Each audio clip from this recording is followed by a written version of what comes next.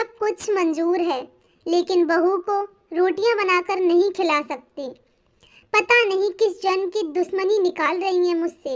ऐसी छुई मुई बनकर बैठी रहती हैं जैसे मेरे आने से पहले 8-10 नौकर चाकर आगे पीछे फिरते रहते थे। थोड़ा बहुत हाथ पैर हिलाने से कौन सा शरीर घिस जाएगा इनका। सब कुछ मेरे भरोसे छोड़कर बैठ जाएंगी। बाहर से थक कर आओ और फिर घर आते ही रसोई में लग जाओ। रचना खिजते हुए अपना सारा गुस्सा रसोई में बर्तनों पर निकाल रही थी। ऐसा नहीं था कि उसकी सास संगीता को बहू के बड़बड़ाने का पता नहीं था, लेकिन वह भी ढीठ बनी बैठी थी। बहू की बड़बड़ाहट को एक कान से सुन दूसरे कान से निकाल रही थी। रचना एक पढ़ी लिखी लड़की थी। उसका सपना था कि वह अपने पैरों पर खड़ी हो। उसने नौकरी के लिए कई जगह आवेदन दे रखा था। तभी जब उसके लिए सौरभ का रिश्ता आया तो उसने साफ साफ कह दिया वह शादी इस शर्त पर करेगी कि शादी के बाद उसे अच्छी नौकरी मिली तो कोई उसे नौकरी करने से नहीं रोकेगा। आखिर इतना पढ़ने लिखने के बाद वह घर पर नहीं बैठ सकती। सौरभ और उसके घर वालों को इस बात से कोई आपत्ति नहीं थी कि उनकी बहू नौकरी करेगी, इसलिए दोनों तरफ से खुशी खुशी रिश्ता हो गया। शादी के कुछ दिनों बाद ही रचना का ज्वाइनिंग लेटर आ गया। जिस दिन रचना ने अपने ससुराल वालों को कहा वह अब नौकरी करेगी तो उसकी सास संगीता जी ने सारे परिवार के सामने कह दिया बहू नौकरी करे इससे मुझे कोई आपत्ति नहीं। मैं यह भी नहीं कहूँगी कि वह पहले सारे घर का काम करे फिर नौकरी पर जाए, लेकिन मैं भी पहले की तरह अब पूरा घर नहीं संभाल सकती। सब मंजूर है, लेकिन मुझसे यह उम्मीद मत करना कि मैं बहू को रोटियां बनाकर खिलाऊंगी। मुझे पता है कि अगर मैं एक बार इस भंवर में फंस गई तो कभी नहीं निकल पाऊंगी। और उस वक्त सबको संगीता जी की बातें सुनकर बहुत हैरानी हुई थी। उनके पति ने तो यह भी कहा मुझे नहीं पता था कि मेरी सीधी सरल पत्नी सास बनते ही अपना रूप बदल लेगी। लेकिन इन सब बातों का संगीता जी पर कोई असर नहीं हुआ। वो अपनी बात पर अड़ी रही।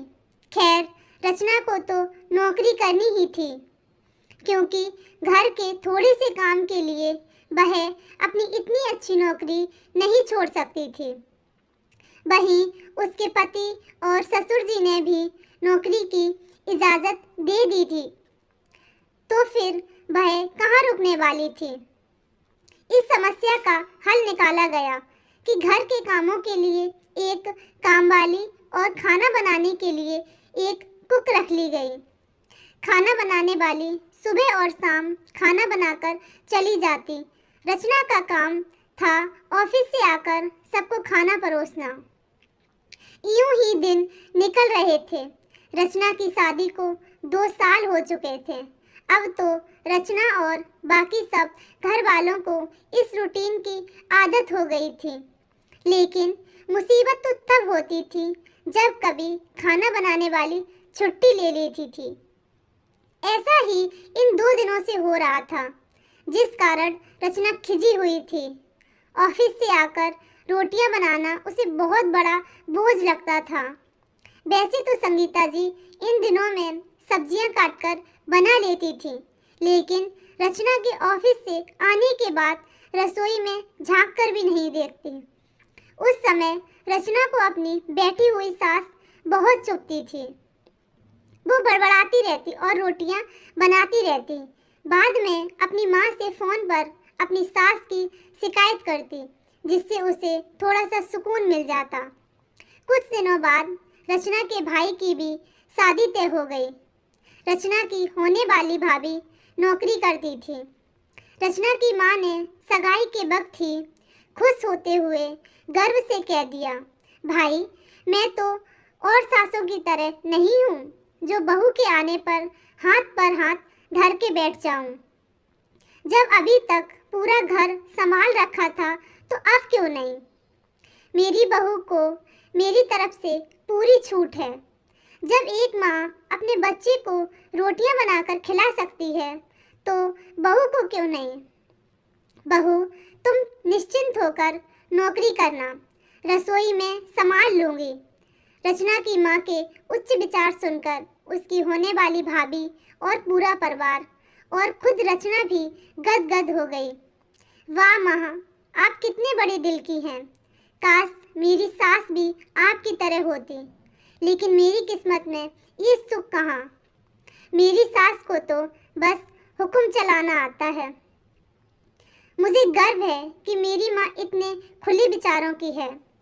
कुछ दिन बाद रचना के भाई की शादी हो गई और कुछ दिन बाद ही भाभी ने नौकरी ज्वाइन कर ली। रचना की माँ अपनी बहू को हथेलियों पर रखती। सुबह उसका नाश्ता, टिफिन और फिर रात का खाना भी तैयार रखती। अपने हाथों से परोसकर सबको खिलाती थी। उनकी बहू भी मम्मी जी करती अपनी पसंद नापसंद बताती रहती थी, जिसे रचना को माँ बड़े चाव से करने में लगी रहती थी। खुशी खुशी दिन बीत रहे थे, लेकिन यह प्रक्रिया धीरे धीरे उदासीनता में बदल रही थी। रचना की भाभी को अब कुछ न करने की आदत पड़ गई थी। एक दिन जब रचना फोन पर अपनी माँ से बात कर रही थी, तो उसकी माँ बस रो पड़ी। बेटा, मैं इतना करती हूँ तेरी भाभी के लिए, फिर भी उसे मेरी कोई कदर नहीं। उसे मेरी दी हुई छूट अब बस मुझ पर ही भारी पड़ने लगी है। क्या हुआ माँ, आप ऐसे क्यों बोल रही हैं? आप तो भाभी को मुझसे भी ज़्यादा ध्यान रखती हैं। क्या भाभी ने आपसे कुछ कहा है?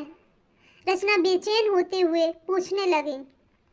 कुछ क्या बेटा, अब तो सब कुछ वो मुझे ही कहती है। ऑफिस से आने के बाद एक गिलास पानी के लिए भी मुझे आवाज़ देती है।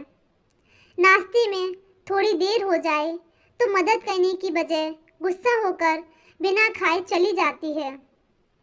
आखिर मेरा भी कुछ आत्मसम्मान है या नहीं? मैं तो सिर्फ उसके लिए काम वाली बनकर रह गई हूँ। माँ, ये तो बहुत गलत बात है। आप भाई से कह क्यों नहीं देती? भाभी की लगाम खींच कर रखे। आप माँ हैं, कोई नौकरानी नहीं। भाभी नौकरी करती, इसका मतलब ये नहीं कि आप पर हुक्म चलाएंगी। रचना गुस्सा होते हुए बोली। किस मुंह से कहूँ बेटा? पहले मैंने खुद ही अपने पैरों पर कुल्हाड़ी मारी, अब शिकायत किससे करूँ? तेरे पापा ने तो कहा था, बहू को ज़्यादा छूट दोगी तो बाद में पछताओगी। लेकिन मैं ही बड़ाई की भूखी थी, जो अपनी बहू को सिर पर बैठा लिया। एक बात कहूँ बेटा, तू चाहे अपनी सास को कुछ भी कहे, लेकिन समधिन जी का ये फैसला सही था कि वो बहू को रोटियां बनाकर नहीं खिलाएंगी। एक बार वो सबकी नज़र में बुरी सास तो बन गई, लेकिन आगे के लिए अपना आत्मसम्मान तो बचा लिया। अब ना तो तू उन्हें कोई ताना दे सकती, ना कोई रिश्तेदार।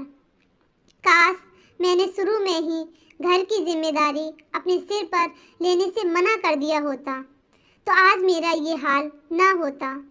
माँ की बातें सुनकर रचना निस्तब्ध हो गई। भारी मन से उसने फोन रख दिया। सास ससुर आराम से बैठकर बातें कर रहे थे। बातें करते करते उसकी सास अपने नाखूनों पर नेल पेंट लगा रही थी, जिसे देखकर ससुर जी उन्हें चिढ़ा रहे थे। अब बुढ़ापे में फैशन करके किसे दिखाओगी? मेरी तो नज़र भी कमज़ोर हो गई है। किसी को नहीं दिखाना मुझे, मैं तो अपनी खुशी के लिए लगाती हूँ। सारी उम्र तो घर गृहस्थी में उलझी रही, अब अवकाश का वक्त आया है तो अपने शौक तो पूरे कर लूँ। पता नहीं कब भगवान के घर से बुलावा आ जाए। रचना की सास मुस्कुराते हुए बोली।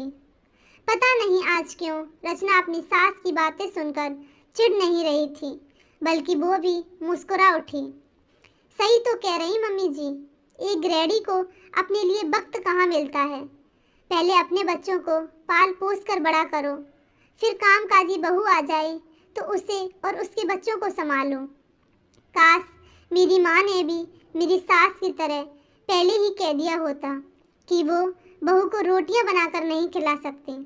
आज रचना को अपनी सास मतलब ही नहीं बल्कि अपने आत्मसम्मान की रक्षा करने वाली एक सशक्त स्त्री नजर आ रही थी।